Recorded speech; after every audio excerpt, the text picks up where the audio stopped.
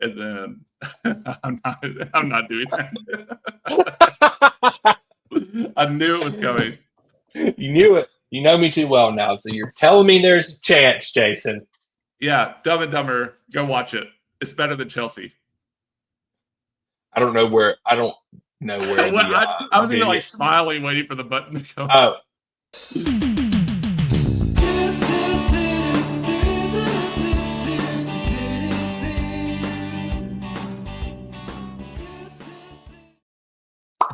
Hello and welcome to a new episode of the Red, the White, and the Blues podcast, where we have no clue what the hell we're doing, but we do know that we're here to talk about Chelsea football. And what did I do, Jason? Nothing. I just love that we're 3 years in and we still don't know what we're doing. This is like the most thrown together thing we do in our lives. And I love it. I love it so much. You just gotta have crazy fun in your life, man. You didn't do anything bad. You only did good things. You only bring good things to this podcast. Yeah. About to each other. Good vibes only on this episode. We'll try to. Which we said we were going to do that last episode. It didn't work. It turned into an hour and a half rant about how shit our club is. So if you want to go back and listen to an hour and a half of Jason me ranting about how shit our club is, then go back and watch last episode. Yeah. I've actually been through a little bit of a roller coaster. Okay, wait. Let's not bury the leads. Hold on. I'll tell about my roller coaster in a little bit. Chelsea won. Nico scored. Yep. Mm-hmm. Cried. What's that? He cried? He cried when he scored. Really? Yeah. Wow. Yeah, okay. He cried when he scored. Yeah. Nico cares.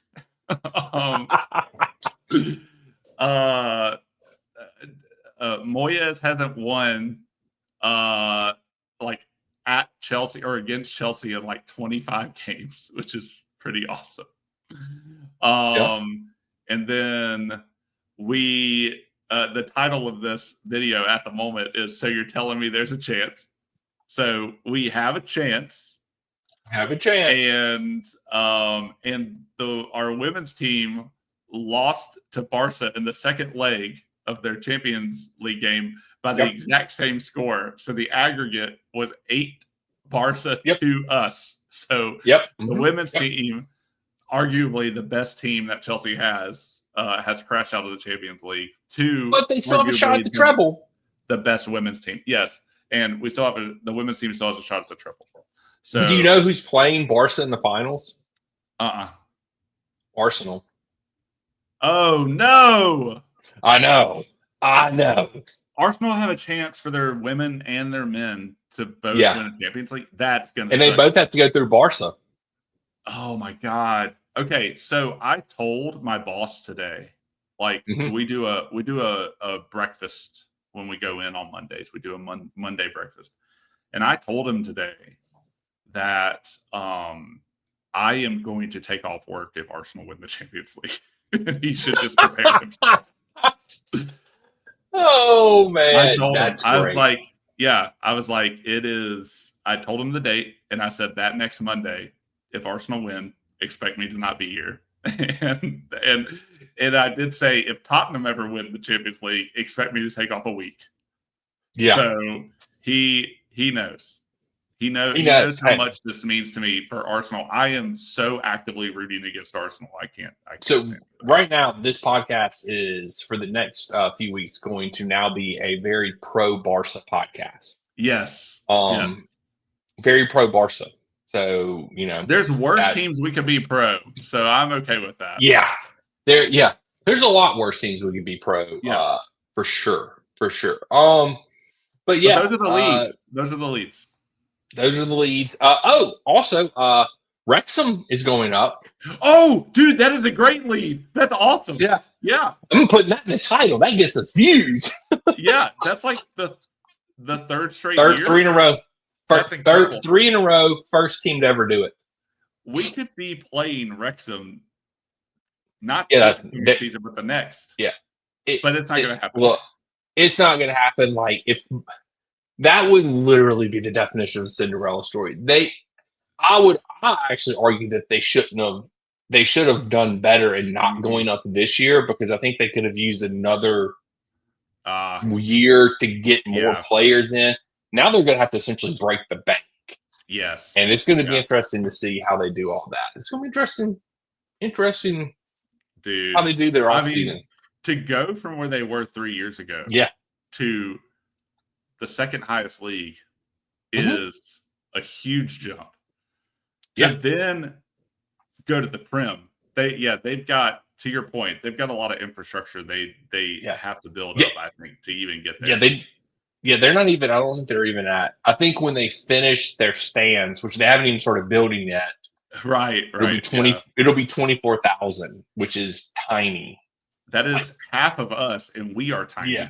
And we're exactly. Like, we don't have a big stadium, and we struggle. But that's that's about all we'll talk about Wrexham on this podcast. But I'm proud of them. I'm excited. I am too. They are. People do hate them though. Like, they're becoming like a very hated club because they have owners that invested and then they got successful. Yeah. Is that why? Yeah. I mean, you're gonna have people. I think it's awesome. It is a testament to promotion and relegation and why that is a cool thing and what it can mean for, like, if I was in the community of Wrexham, I would be freaking pumped. Like, to have this much success over the last 4 seasons that they've owned them is really incredible. And I don't know. I think it's a good thing. I think I'm proud of them. So for sure. I guess we can talk about Chelsea now for a little bit if you want to. We can talk about the Everton match. We are the red, white, and the blues. So that's right. But, I didn't even introduce. That's Jason. I'm Daniel. Now that we're 7 minutes into the podcast, I'll introduce us. We buried the real lead of who we are, which is us. We're the lead. We're the main characters in this story. Yes, we are the end all be all of your knowledge for Chelsea. Actually, no, we base everything on the eye test, but the stats do back us up. Yeah, and if you haven't been paying attention, we've been right for the last 3 years, and we really have. And I don't know what people are going to say when they actually discover this podcast and be like, "These guys have been right the whole time." Damn right, we have been.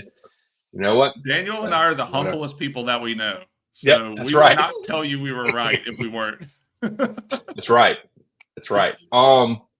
We did win. That's a good thing. We won 1-0. And I think this goes back to what we said at the beginning of the season, and we said it when it happened, and now it happened, and we sucked.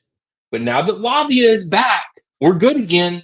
Lavia is the key to this team being good, and I will stand by that. It is proof in the pudding. When you look at when we started sucking, is when Lavia got hurt. When do we start getting good again? When Lavia comes back. How do you feel about the lineup this game? Because I loved it. I loved the lineup this game. This is probably one of my favorite lineups he's put out all year.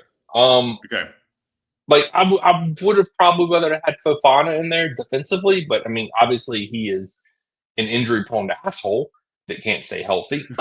So that would have been the only change I would have made. Would have been having Fofana there. But I love Caicedo at right back because you invert him anyway, so he ends up being in the midfield regardless. With the way Maresca plays, he doesn't turn the ball over like Reece James does. He actually knows how to play the midfield, so it makes a whole hell of a lot of sense. Like, if that's the case, he just needs to put Colwell and Reece at center back, and just let both of them play center back. And have Caicedo at right back. Maddie Wakey on the left worked. Sancho didn't have to play, so that's nice. Nico scored. That's always a positive. Palmer was able to shift a little bit more to the right, which is where he had more success in the earlier in the season. So I feel like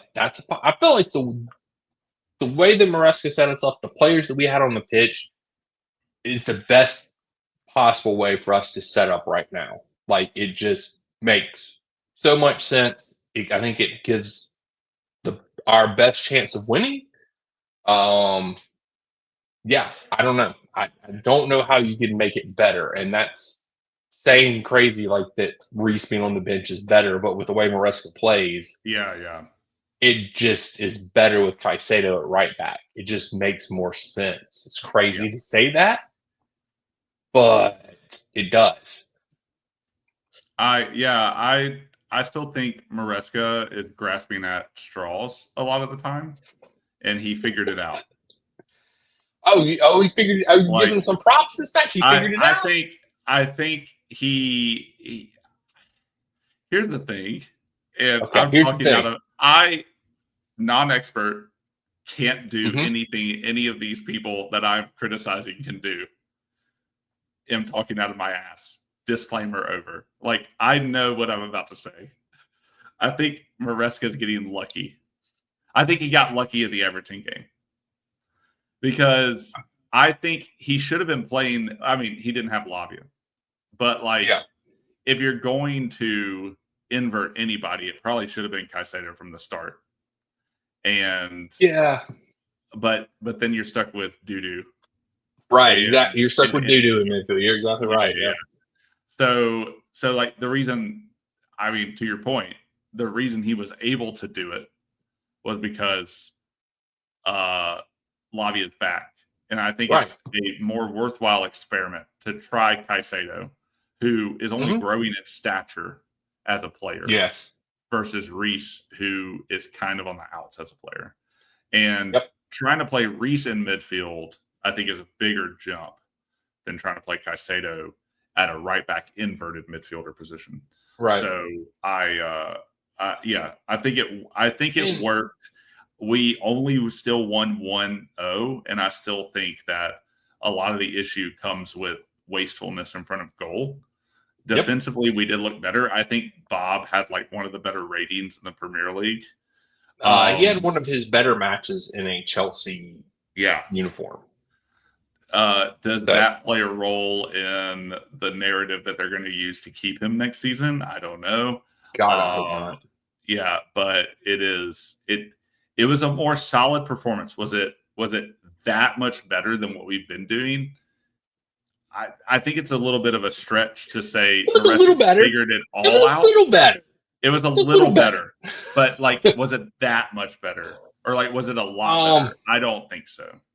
I mean, I think it was better. I don't think it was a lot better. I agree with that. And I mean, like, honestly, like, I know Bob was man of the match, and he probably should have been.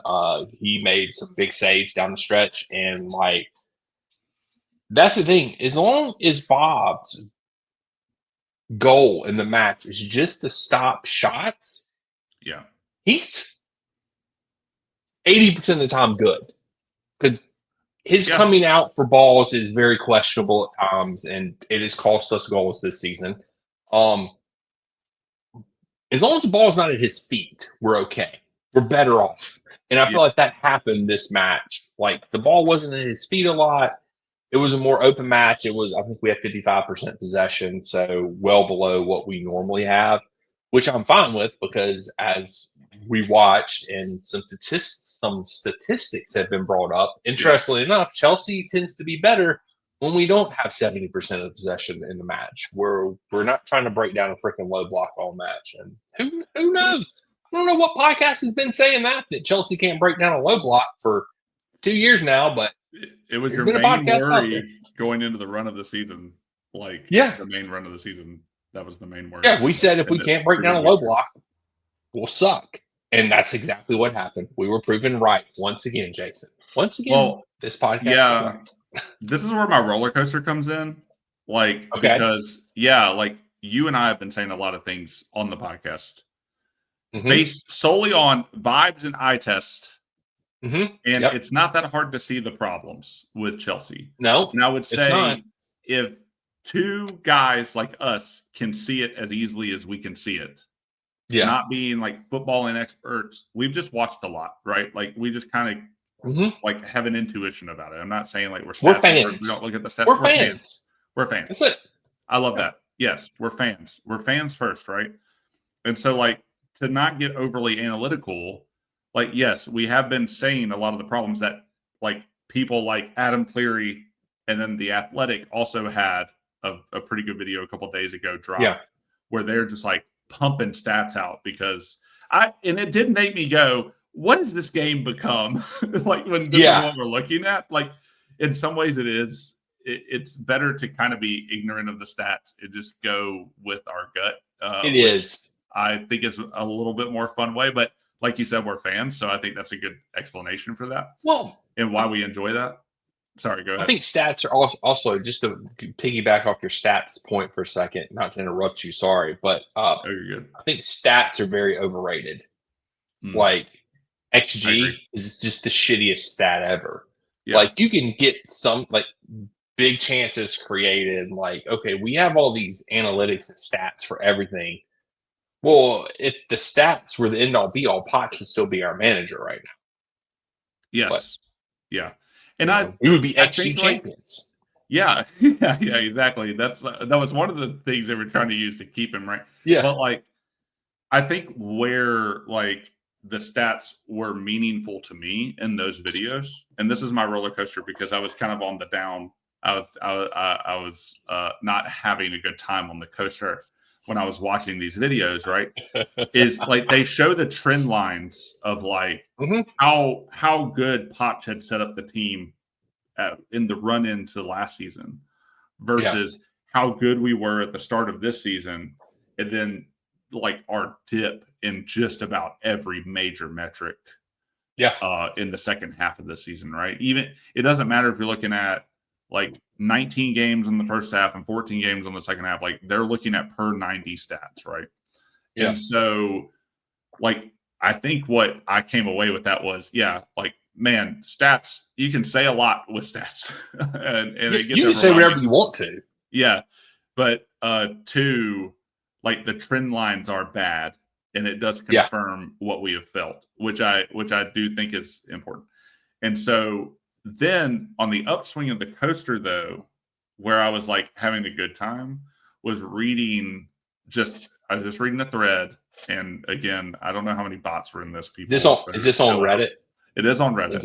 Okay. All right. It's going to be good. It's going to be good. Yeah. Well, it was a quote from Esteval where he was talking about like people keep going, why do you want to go to Chelsea? Like our savior. Yes, exactly. And I thought you would enjoy this because they were like, why do you want to go to Chelsea? And basically not the verbatim of this, but he was basically like, man, you did not see like the plan that they presented me, and the things that were important to me are important to them, and so I'm so happy with my decision. Is basically what he said, and like that is awesome in of itself. Like in the way I don't know, I encourage everybody to go look at it because the way or find that quote or maybe we can drop it somewhere, but like the way that he said the things, I was like, oh shit. And so then between him and like people were talking about this in the thread, so credit where credit's due. But they were like between him and Andre Santos, you know, if you can imagine a world where they're coming in, right? And then Petrovic comes in and you get like a good striker and another center back. Like, and this is from that thread, right? This isn't just me pulling this shit. Like, this is like what people were talking about. I was like, holy shit, like, it could be interesting. Like, we could have a very interestingly built squad next season. The problem is then where I go back down, or I guess, I don't know, what's the boring part of the coaster when you're going up? Like, wherever that's like the anticipation. The boring part, I think, is like when you're pulling in at the end. Or, you're turning, you're turning, or you're like, So, but like, whatever the boring part of the coaster is for you, like, where at the listener, but like, do we trust Maresca ball? Because then the stats showed the more Maresca ball. I encourage you to go watch Adam Cleary. Encourage you to go watch The Athletic. The stats around Maresca ball are pretty rough, and I think that in some ways we are playing more like he wants us to, even though I don't think he's quite figured everything out. And they're gonna blame injuries for this shit. But like, we have to be able to adapt the system. And like, Maresca Ball is very rigid, and he is stubbornly rigid in how he makes the flow of a game. And then I would say, oh, here it is. Yeah. Your Esteval quote. I got you, man. Yeah. Yeah. I'll just read it for the pod. Esteval, people are asking me why we chose Chelsea, but they don't understand how much Chelsea wanted me and how much belief they have in my potential. Those people don't know about the project they presented to us. To a young player, these things matter a lot. I know I've made the right decision. So anyway, kind of what I said, but like, that's a really good quote. It's really like well stated. And excuse me, I just think like, is Maresca Ball the right fit for some of these players? Has Maresca tapped into something? But also, he is so, and I'm going to circle back, breaking down the low block. These teams, we're so predictable now. And like, this isn't me saying this. Athletic has said that. Everyone on Reddit has said, like, we are so predictable that by the time, I think there's a crazy stat that the Athletic video said where Maresca hasn't beaten another manager twice or something like that. Yes, that is correct. I believe we have not beaten the same team twice this year. I think that's correct. He's predictable. His system is easily read. We're not adjusting to the competition. They easily adjust to us. Like, is the excitement around some of these amazing players coming in, like, is their talent enough to outplay a bad system? Whereas people are shitting on everybody for saying, hey, those goals in the Fulham game kind of came against Maresca's play style. And they kind of did. They just kind of came out of nowhere. Came out of nowhere. Like, is it enough to rely on that within a system that is supposed to be producing big chances with a lot of XG, with a lot of goals? Because we have more possession of the football, and that's the theory. But I think practically, in reality, statistically, that's not happening. So that was my roller coaster of excitement, was like, we got some really cool things happening with Chelsea. Player-wise, everything else is up in the air. Yeah, I agree. And I think the big thing is that we don't, for the way that Maresca wants to break down low blocks, we don't have the players that are capable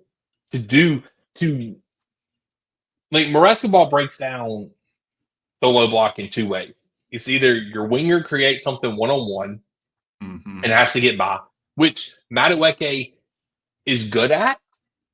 He's good at taking his players on one-on-one, but his decision-making is poor, whether it's taking the shot, making the when to shoot, when to pass, where to pass, yada, yada, yada. That is not Madueke's strength. Like, he can get by somebody. His decision-making is the problem. So he wouldn't call him ideal. Like, I mean, even the running joke on Reddit is that Hazard wouldn't even be successful in Maresca Ball system. Like, it's like one of the greatest players ever take somebody one-on-one couldn't succeed in this system. That's what people were saying. And the other way is to cross the ball. Well, we don't have a striker that can head the ball. Like, we don't have a striker that's capable of getting on the end of crosses.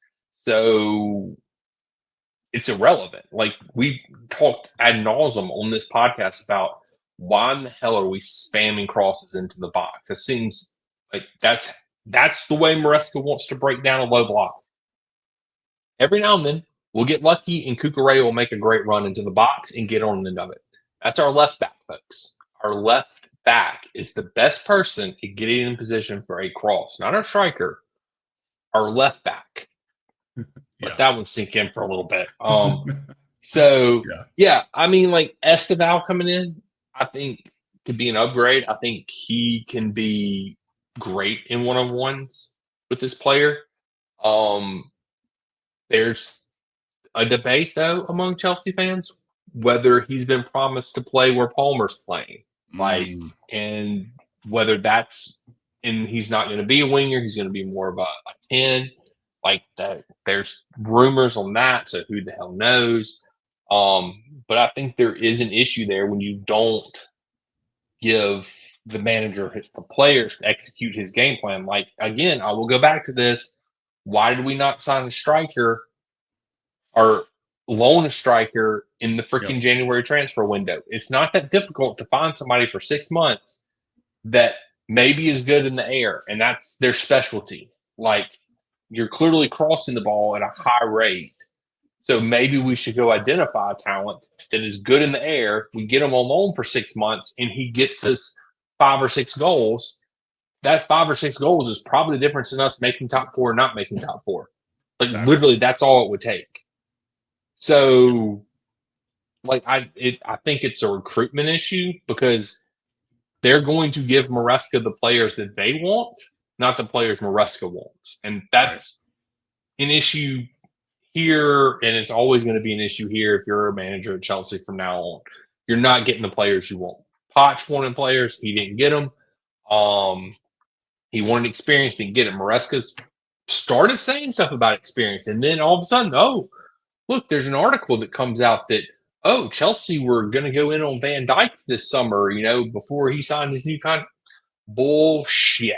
I don't believe it for a second. Right. It's just more PR propaganda. And then it's like, then you hear, oh, Kevin De Bruyne's a free agent. They're going to go in for Kevin De Bruyne. Oh, Chelsea's putting out feelers for De Bruyne. And then now all of a sudden it's like, nah, they decided to, go a different way, even though Maresca wants experienced players. I'm like, why would you not want to bring in Kevin De Bruyne to pair in your midfield with Santos and Enzo and Caicedo?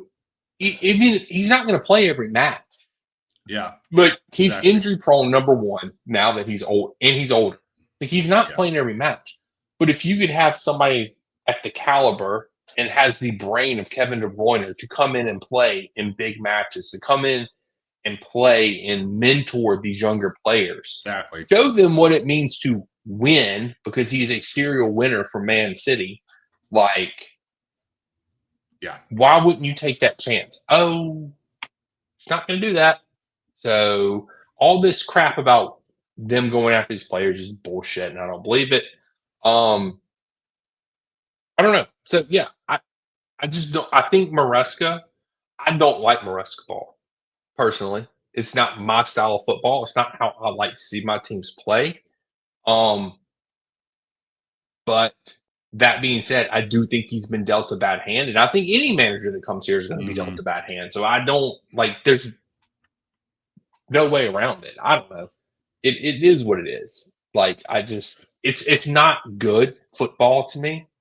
Yeah. And your point about Maresca not having beaten teams twice, it's the same thing that Leicester fans said last year. It's like, people found him out in the second half of the season at Leicester. Like, they dropped a ton of points. Or I don't think it was a ton. They dropped a lot of points in the second half of the season at Leicester. Like, it's going to happen. So, like, the question is when you get found out, can you adapt? And right now we're seeing that this is the first game I think we can honestly say Maresca's adapted, but then Everton didn't play a low block. So, right.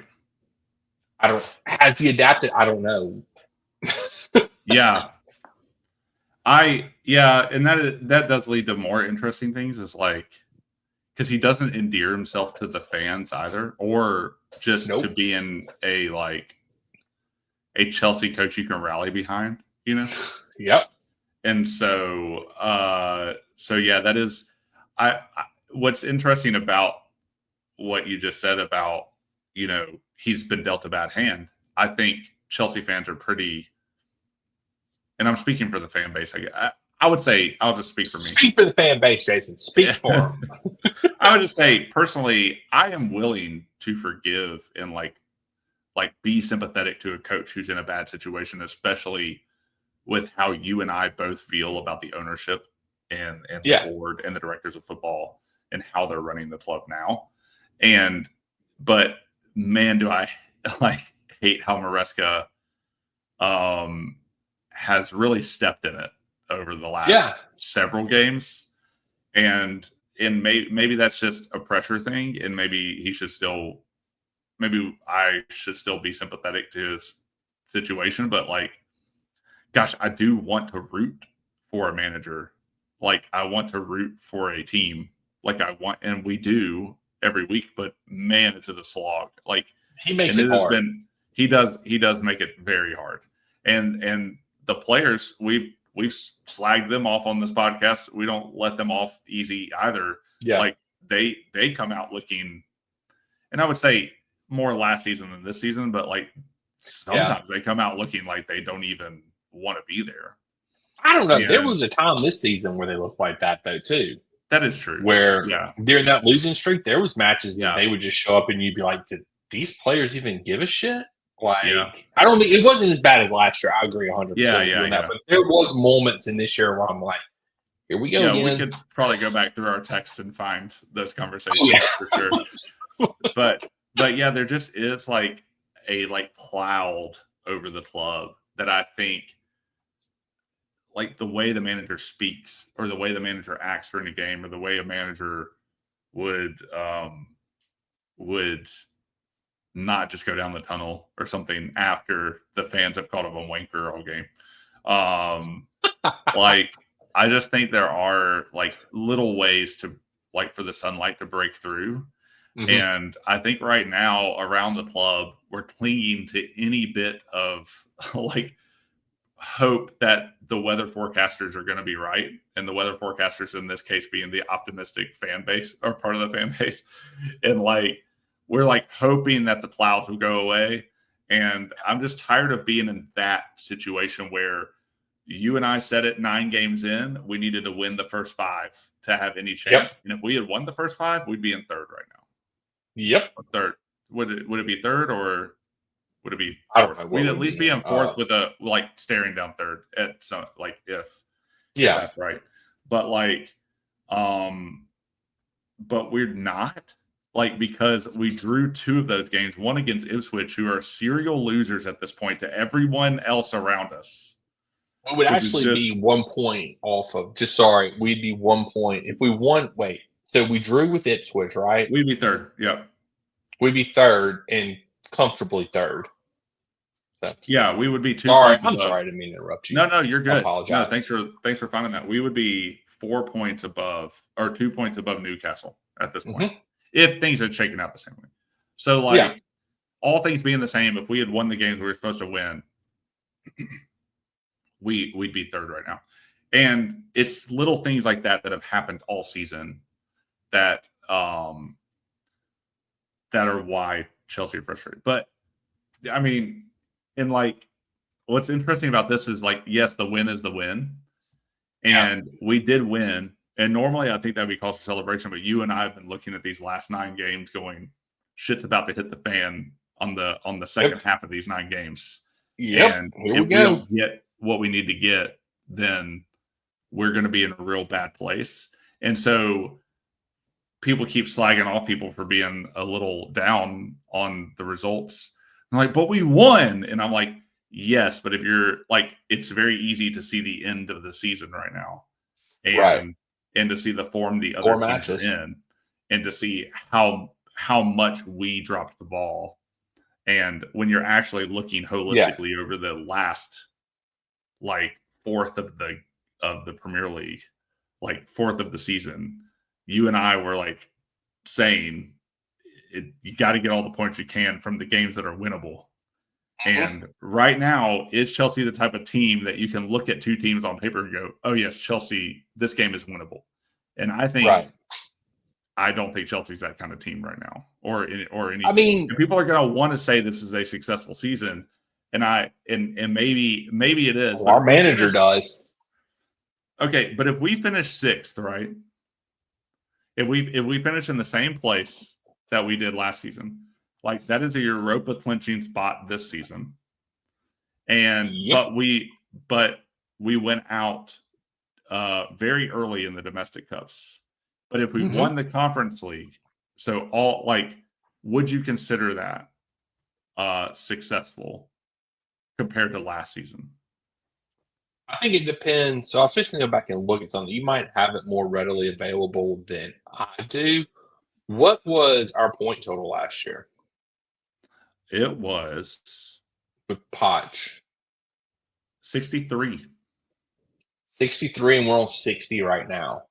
It's very, very possible we get 63 again this year. It's very possible because, I mean, like, if you look on paper, now saying on paper, this is on paper, we only really have a shot at winning one match, and that's the United match. And I don't even give us a significant chance of winning that match because they're our bogey team, and we have shit the bed for years against United now.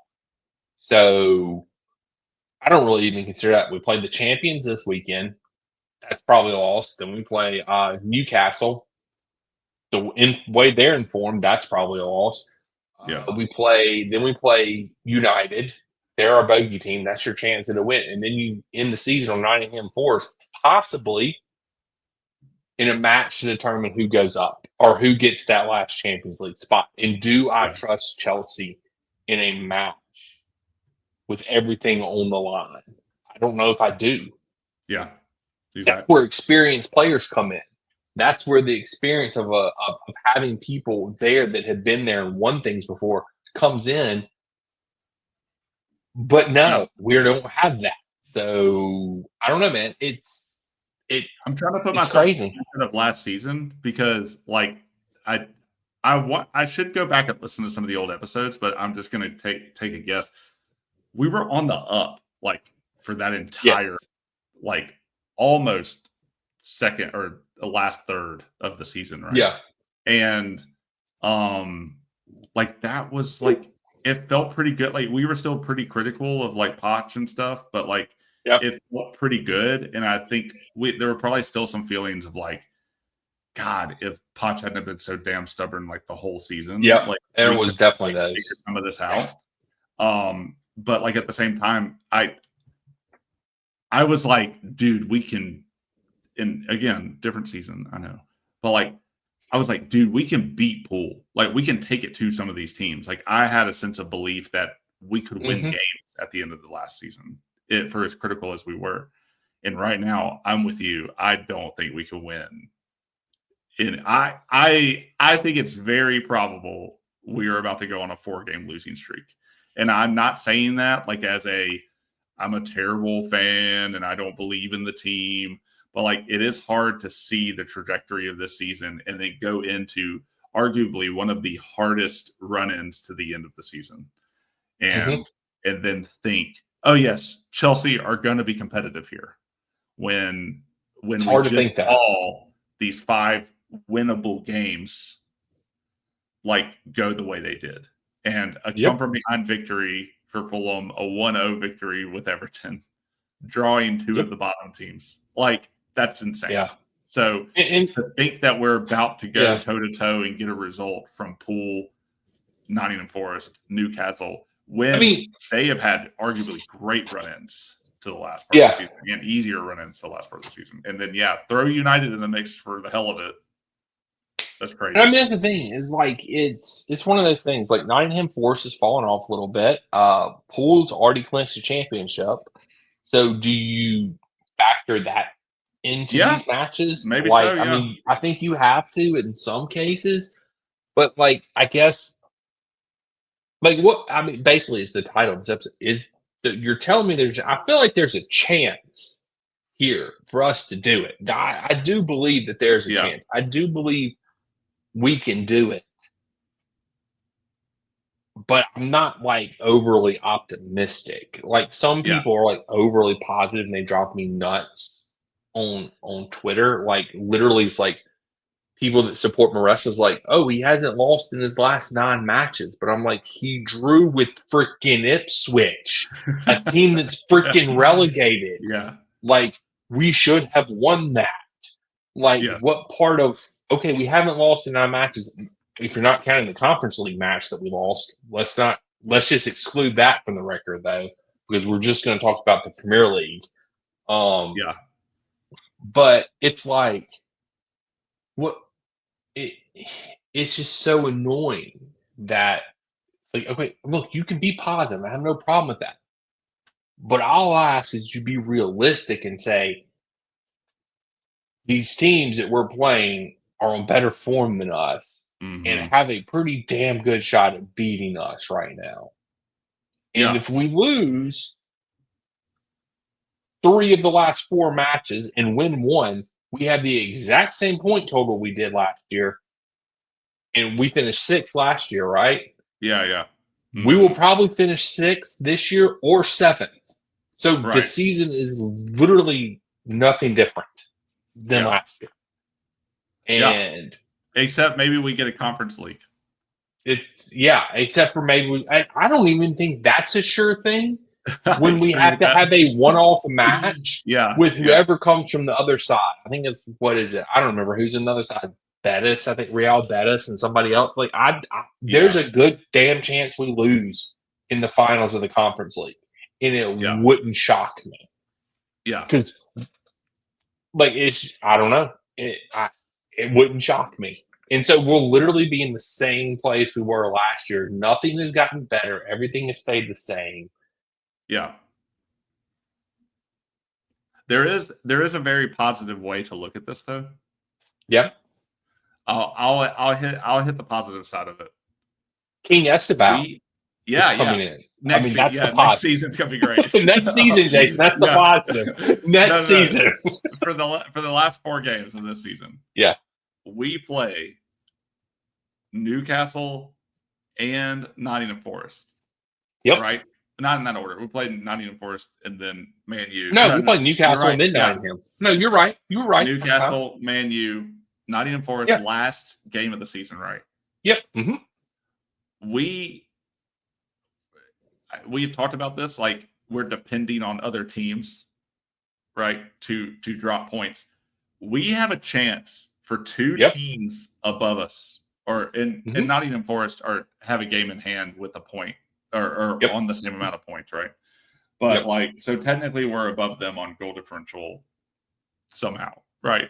So but we have a chance to actively take points off of those teams if we win those games.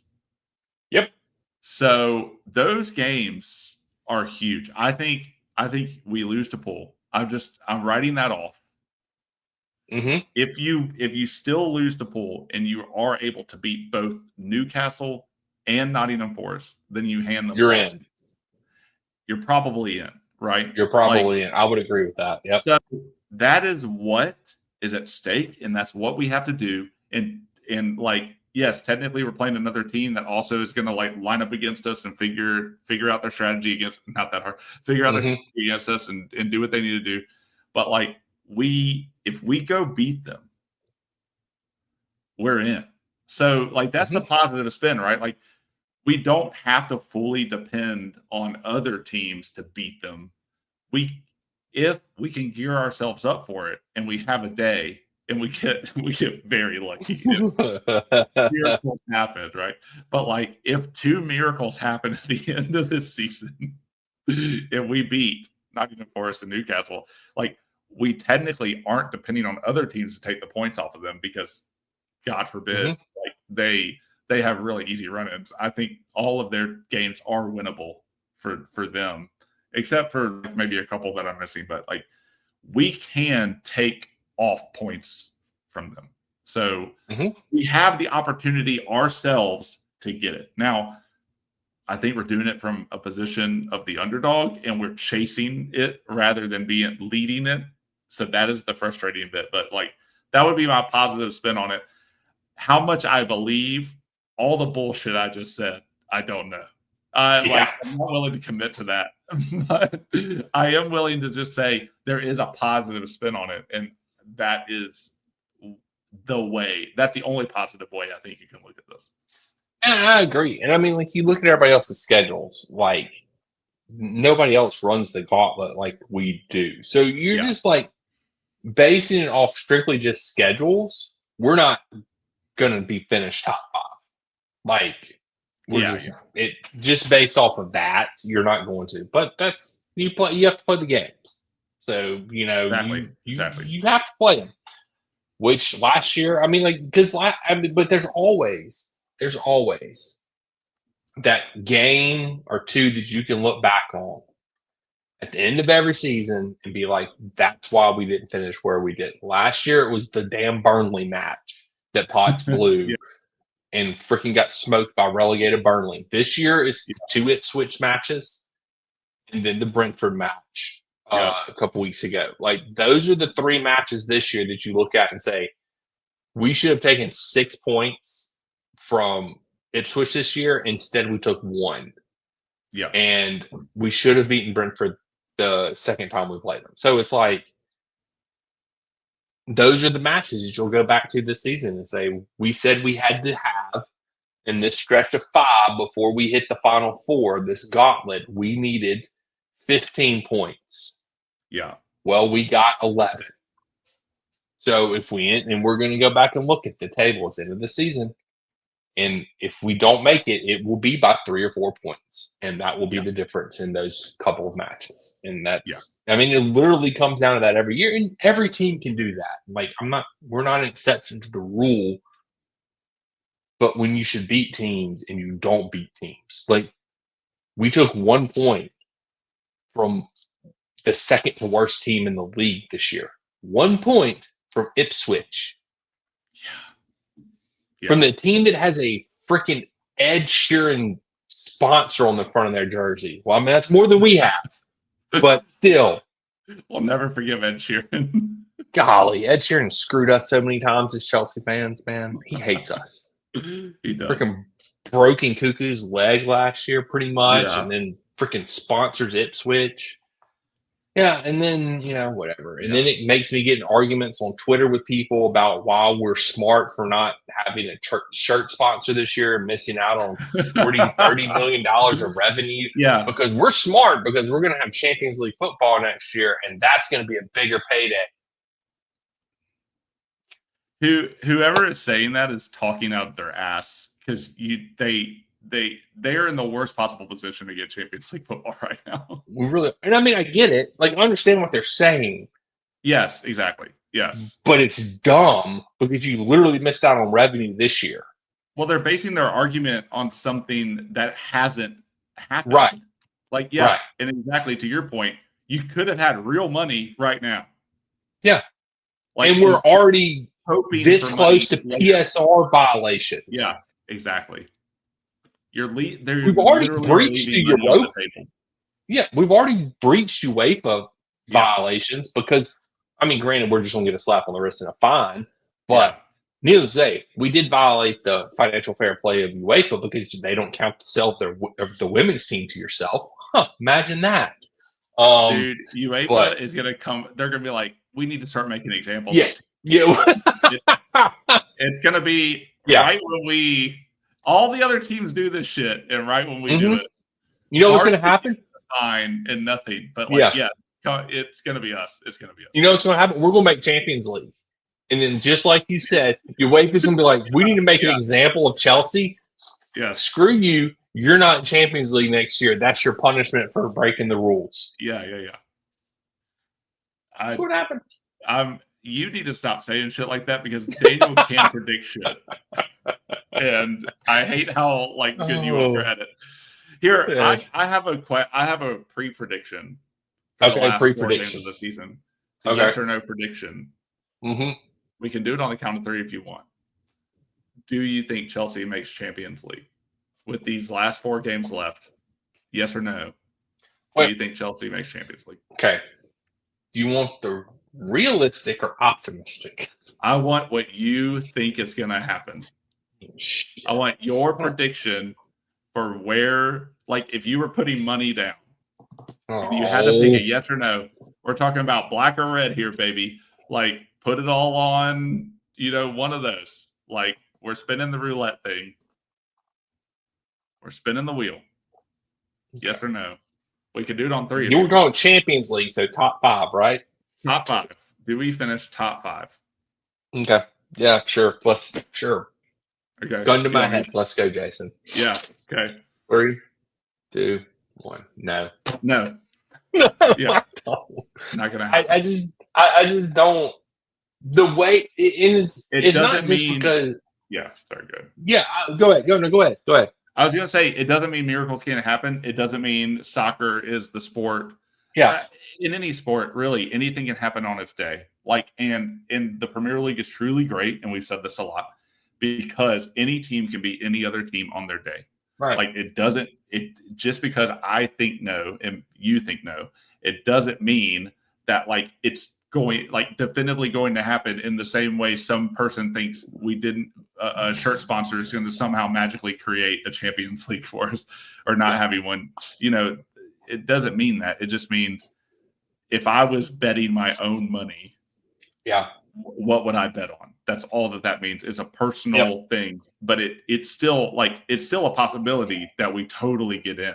It's just what I believe is going to happen, right? So that's all that is.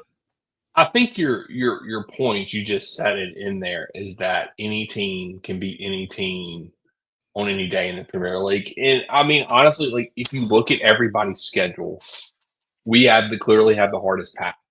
So if you're basing off of that, we're not making it just because we have the hardest path.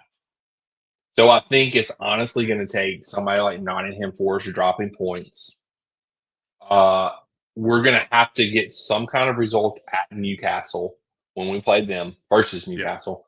Pool, I'm with you. I'm just sort of considering a loss. So anything out of that match would be a bonus. Yeah. I'm also into the point where I consider the Man United thing a draw is what I see happening. So a point out. So I mean, you're looking at maybe getting 3 points heading to Nottingham Forest, and so you're going to need Nottingham Forest or Newcastle to drop points. And on top of that, you got Villa behind you, which thank God. Well, I don't wish injuries on anybody, but Marcus Rashford is out for the year. Yeah. So that's a positive. But they could. The positive spin is Newcastle or Nottingham Forest could drop points to us. They could, which is a big. They could, yeah. And I think that's the big thing is we beat Newcastle early in the year. Yep. Oh, seriously, God damn it! That game's at 6:00 in the morning, Jason. No! It worked out for us this last time.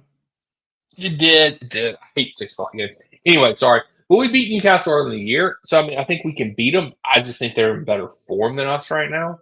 And that's the problem. It's at 6, too, not 6:30. Not 6:30. It's 6 a.m. on the dot.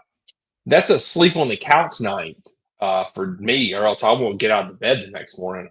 Dude, crazy. Yeah, but anyway, it's just, I don't know. There's so many things that are factoring into me saying no. Is our form. Okay, I know we've only lost 1 out of our last 9 Premier League matches, whatever the stat is. I think because that was the Arsenal match or whatever. As all of our stats have continued to dip. Yeah, as all our stats continue to go down. Yes. Yeah. I mean, but I guess my hope is that, okay, so here's the thing.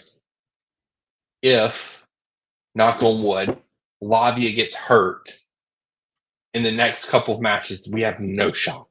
Lavia has to stay healthy for the flat. If Lavia goes down at any point, we're done.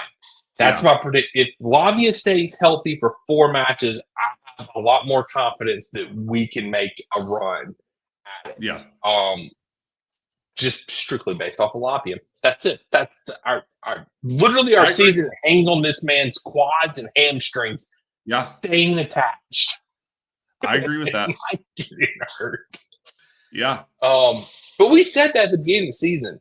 When we saw the way the Maresca set up with Lavia, and I think, Caicedo and, and everything at the end of the season, and that's because Enzo was still hurt then, right? Wasn't he? Yeah, I thought, and I could be remembering this completely wrong. I thought we were calling for him to play Lavia more. No, he started Lavia at the beginning of the season. Okay. Yeah. And I think, if I remember correctly, Enzo was hurt maybe. And that's why Lavia and Caicedo were playing so much together. I could be wrong. Because I think Lavia came on. I don't remember, dude. I just know our first game was against City. And you're right. Lavia started.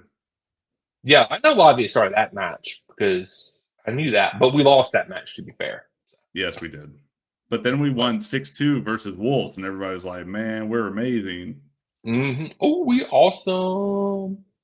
That was a weird lineup. Lavia did not start that lineup. So our second Prim game, Lavia did not start. And then, yeah, Enzo was back in. So Lavia started the first game.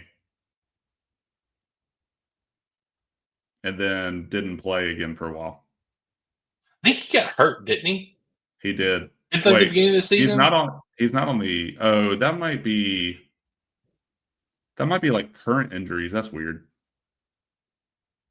I don't know, because I'm just going through all the lineups and I'm not seeing him.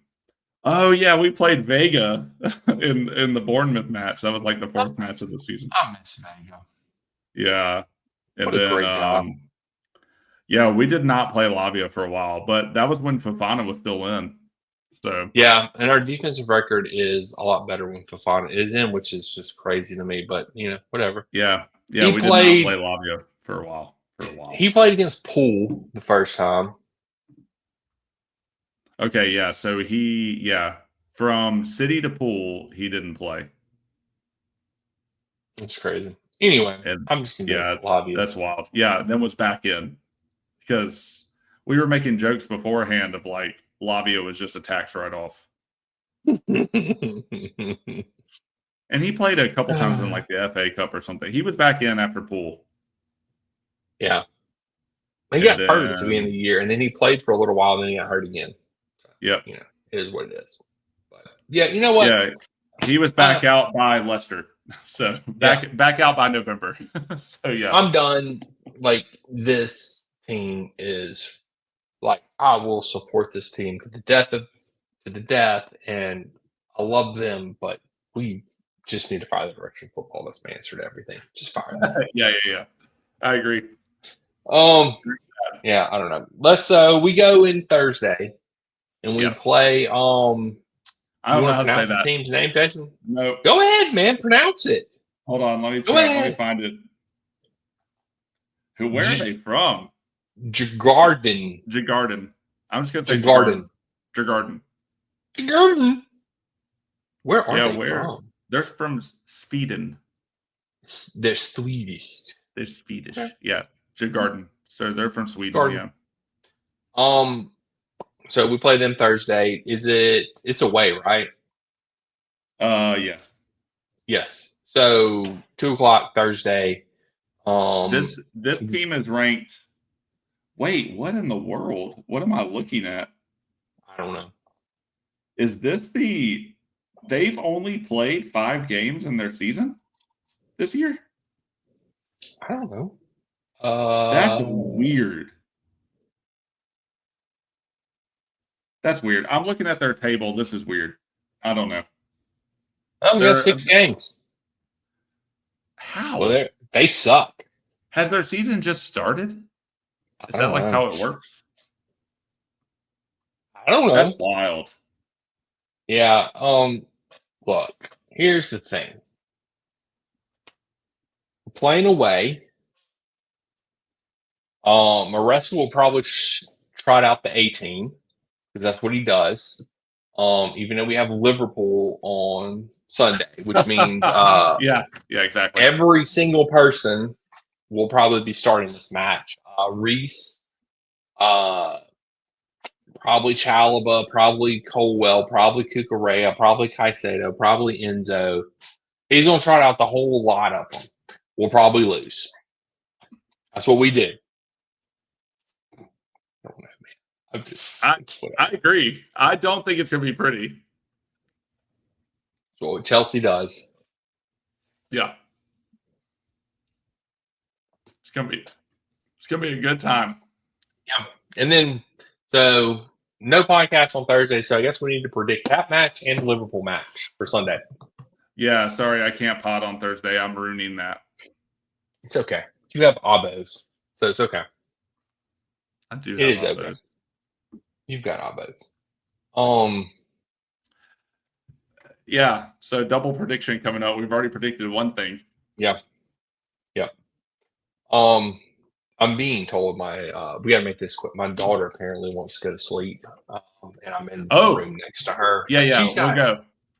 Yeah, so she's crazy busy this week. So we're gonna end this real fast. Yeah, we're gonna wrap this up. Anyway, all right. So predictions for whoever the Swedish team. Jagarden. Yeah. Predictions for Jagarden on Thursday at 2:00, which is my Whataburger meal for the week. I look forward to these matches. I need to go get a meal for Thursday. I'm gonna go get a meal too. I'll let you know what it was. I'm sorry you don't have Whataburger, man. I feel bad for you. I feel bad that you don't have Whataburger. I know. I'm gonna go find something that makes you jealous. I don't know what that would be, but I don't know. Blutos. Yeah, I don't know. You just doxed me. Nobody will know what that's a reference to nothing. We're gonna take all these down when we come back in the 4th season anyway. It's a reference to absolutely nothing. People can find out what they want about me anyway. It doesn't matter. I mean, it's not like, well, I did say your wife's name on here one time. I had to bleep it out. Yeah. Oh man! All right, let's predict Thursday's Conference League match in 3, 2, 1. 2-1 Chelsea. Oh, I'm going 2-1 Chicken. Yeah, I'm going Jagarden. Jagarden. Jagarden. Yeah. Wow, let me write this down. Okay. Cool. Yeah. Hey, look, we will always lose one leg of the Conference League match. It's just a matter of which one. So I'm going to go with the first one this time around. Actually, we usually win the first one and then lose the second one. So I probably should have actually gone reverse with that. But yeah, whatever. Yeah. But whatever. I'm going to stick my prediction. I trust in it. I always think your predictions are better than mine, especially when we say them out loud. It's like when somebody brings, they ordered something at a restaurant, you order something at a restaurant, and then when it comes out, you're like, I should order that. That's how I feel. Yeah, you're jealous of their food. Yeah. Yeah, I'm always jealous of your prediction. I'm like, damn it. Oh, speaking of that, this weekend, I had the best French fries I've ever had at a restaurant. They were potato wedges, which I don't like potato wedges. But they were fried to perfection with truffles on top. Dude, we need to talk about this off camera. They were delightful. Anyway, so who's up in the predictions this year? By the way, we're tied still. I think we're still tied because we haven't gotten anything right. Because we both predicted Fulham to win 2-1, and we did. We won 2-1, and then the last prediction, Warsaw, we were both pretty off on the Warsaw match because they won, and then I predicted them to win. Wait, did they win 2-1? I think you got them. You predicted them to win? That?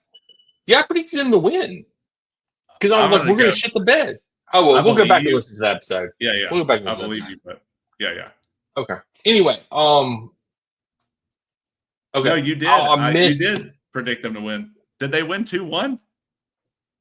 Let me see. Hold on. I'm so off base on where I am right now. I think they did. They did. Yeah, they did. You bastards. So I'm up. I'm up by 1. Now. Shit. You'll probably catch me this week because we're not going to lose probably. I won't. But yeah. But I do. But ready. I did miss. I missed Liverpool winning the league by 1 week. Because remember our predictions? We predicted what week they were going. It was going to be clinched in. Yeah. I missed it by a week. I said 35. Did I? Who? And it was 30. You said 38. You said it was going last week. Damn it! Did I predict Pool though? I can't remember. I don't remember who you predicted. I have to go back and look at the blog. I don't remember predicting Pool. I think I predicted Arsenal. I think you did. I know I didn't. I didn't predict Pool to win the league. I didn't have Pool finishing top 5. I know that. Yeah, for sure. Hey, I did. I think I did get the bottom 3 teams though. Yeah, I didn't think I got any of those because I said Ipswich was going to be the surprise team of the year, strictly to cause Chelsea fans the meltdown. Yeah, and I was like 3 up, 3 down. Yeah, and I mean that's honestly the way it's going now. It's just whatever 3 teams come up, just predicting go back down. So, anyway, I guess let's predict the pool match. Yeah, I'm ready. All right, I'm ready too. I'm ready. I got mine in my head. 3, 2, 1. 1-1 draw. Wow. Bro. Pool's going to destroy. Oh, I think we get a point for the match. I think Pool is down. They play some. Even though last time they played their young kids, they beat us. I think they're playing for Pride. I think Pride wins out at the end, and I think they're going to destroy us. I think we break Virgil van Dijk's leg. And then, Kukurea will headbutt Salah. Get a red card, and Salah will be out with concussion. Dude, this is gonna be a banger of a match. I'm ready for it. The Prim is too nice nowadays. Everybody just wants to be everybody's BFF, and nobody wants to throw punches, and it's not as entertaining as what it used to be. We need Luis Suarez biting people's ears again. Yeah, exactly. We need freaking studs up tackles. Like, we need Leeds, Chelsea back in the FA Cup back in the 60s, where it's like should have been like 20 red cards and like the match should have just been canceled. Like, exactly. Yeah. It is what it is. Oh man. Well, I guess that about wraps the podcast. Anything you want? Oh, I do. Wait.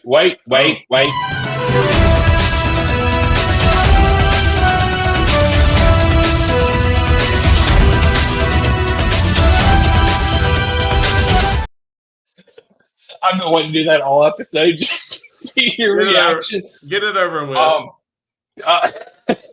I'm only going to address one of these because of time constraints, but rumor has it that Marseille want to purchase Wesley Fofana this summer from us. Would you? Yes.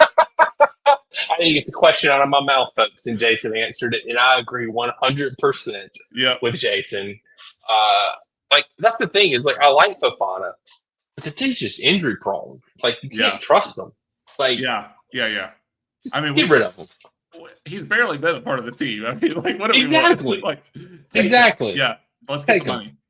Yeah. Let's get the money. I'm with you on that. I really just wanted to play the video. That's the only reason I hated it so much. It's my least favorite part of summer. It's coming, man. It's just going to be here. Hey, at least we will have the Club World Cup to talk about this summer. Like, at least we will have that. So, there's that. But yeah. So anyway, Jason, tell these people where they can find this, man. We're on X, Instagram, Substack. Daniel writes amazing things on all three. We made it easy for you to find us on all three because the handle is the same at Red White Blues FC down at the bottom of the screen in case you're watching. That's right. And we are also on Spotify and Apple, wherever this is your podcast at these days.